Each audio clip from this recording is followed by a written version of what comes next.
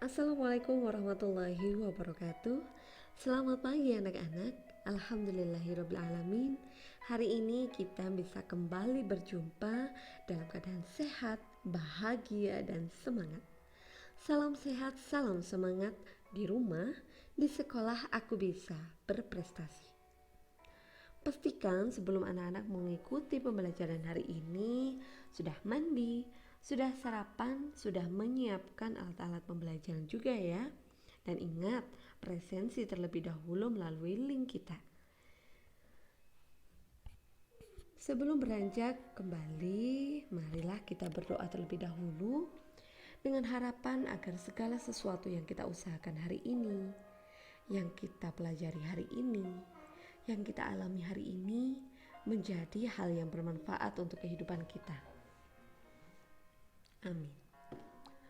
Hari ini kita memasuki pembelajaran tema 1, subtema 3, pembelajaran 2. Anda sudah siap?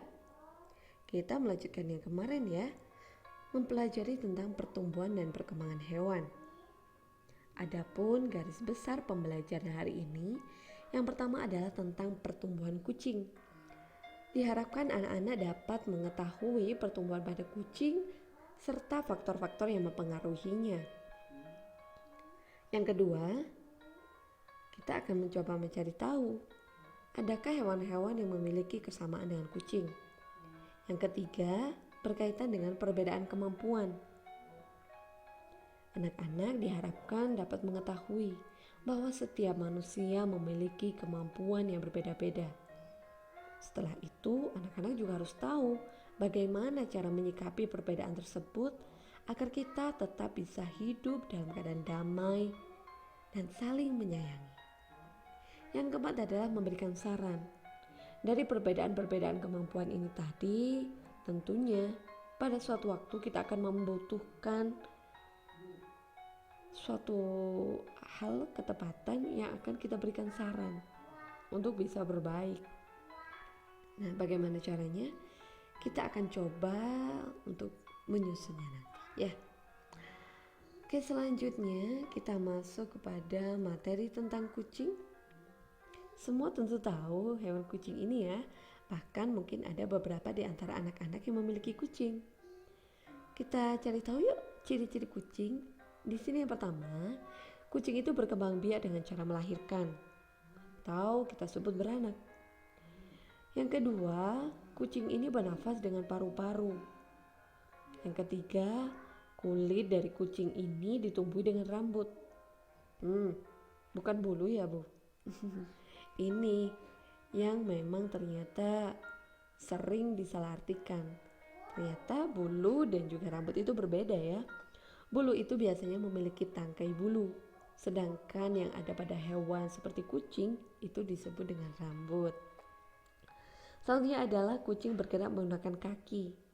Kaki digunakan untuk berjalan. Bagaimana cara merawat kucing?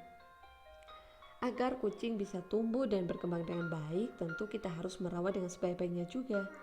Pastikan tempat tinggalnya selalu bersih, dengan cara kita bersihkan setiap waktu. Yang kedua adalah memandikan secara teratur. Yang ketiga, memberi makan dan minum yang sesuai dengan makanan atau tipe-tipe makanan kucing ya. Yang selanjutnya adalah menyayangi kucing. Jelas, karena setiap pertumbuhan kucing itu berpengaruh dengan adanya kasih dan sayang. Kasih dan sayang itu bisa memberikan pengaruh yang baik terhadap pertumbuhan dan perkembangan dari kucing. Baiklah, selanjutnya apakah ada hewan-hewan yang memiliki kesamaan dengan kucing? Di sini Ibu Ria sudah memberikan 4 contoh. Ada sapi, kambing, kuda, dan kelinci. Kesamaan apa sih yang ada di antara keempat hewan ini dengan kucing? Mereka sama-sama memiliki kaki untuk bergerak, menggunakan paru-paru untuk bernafas. Setelah itu mereka juga berkembang biak dengan cara yang sama, yaitu dengan cara melahirkan atau beranak. Tahukah kalian bahwa adanya daun telinga pada hewan ini menunjukkan bahwa mereka berkembang biak dengan cara beranak? Ya, itu. Jadi daun telinga, setiap hewan itu memiliki telinga ya, tapi tidak semua hewan menampakkan daun telinga mereka. Nah, daun telinga ini yang menjadi salah satu petunjuk bahwa mereka berkembang biak dengan cara beranak. Oke, nanti coba anak-anak mencari tahu, adakah hewan-hewan lain yang juga memiliki kesamaan dengan kucing selain dari 4 hewan berikutnya. Selanjutnya, kita mempelajari tentang perbedaan kemampuan manusia. Setiap orang jelas memiliki kemampuan yang berbeda. Ada yang bisa berlari dengan cepat, ada pula yang kurang cepat. Ada yang memiliki kemampuan berpikir cepat, ada juga yang mungkin ada sedikit lambat. Ada juga yang memiliki kemampuan untuk melompat tinggi, ada yang kurang tinggi atau mungkin ada yang belum bisa. Nah, bagaimana cara-cara kita untuk menyikapinya? Yang pertama, pastinya kita harus saling menghargai dan menghormati. Untuk bisa memberikan atau menghasilkan suatu kemampuan yang tidak jauh berbeda, kita ajak berlatih bersama-sama. Nah, ternyata saling menghargai, saling menghormati, mengajak berlatih ini merupakan pengamalan sila kedua Pancasila. Seperti yang sudah kita pelajari di subtema beberapa waktu yang lalu. Adapun manfaat dari sikap-sikap terhadap perbedaan kemampuan ini dapat meningkatkan atau menjalin pertemanan itu semakin baik. Dan tentunya kita juga disayangi Tuhan karena melaksanakan perintahnya untuk saling menyayangi sesama makhluk hidup. Dari setiap perbedaan, tentu ada satu waktu di mana kita diminta untuk memberikan suatu saran. Memberikan suatu saran tidak semudah membalikkan tangan. Ada beberapa hal yang harus kita pikirkan agar orang yang kita beri saran tidak sakit hati atau tidak kecewa atau mungkin tidak menilai kita hal yang lain. Tujuan kita kan baik ya untuk memberikan saran, jadi berikan secara baik juga saran tersebut. Yang pertama, gunakan bahasa yang sopan. Yang kedua, menunjukkan sikap yang sopan. Yang ketiga, tidak meninggikan suara, artinya suara kita jangan meninggi seolah-olah kita sombong. Tapi kita memberikan saran dengan suara yang lembut, agar bisa dengan mudah didengarkan oleh orang yang kita tuju. Dan yang keempat biasanya diawali dengan kata sebaiknya atau seharusnya. Contohnya, si monyet bergelantungan dari satu pohon ke pohon yang lain.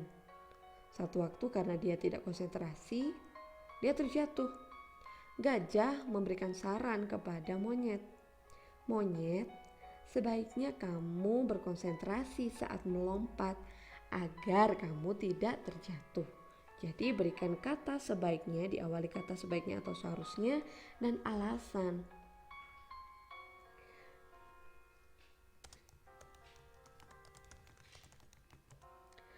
Dan alasan mengapa harus melakukan hal tersebut. Maka kita harapkan dengan adanya saran dari kita, orang yang kita beri saran ini bisa menjadi lebih baik lagi ya. Nah, berikut adalah tugas yang akan anak-anak kerjakan. Yang pertama, silakan untuk membaca bacaan pada halaman 108 tema 1.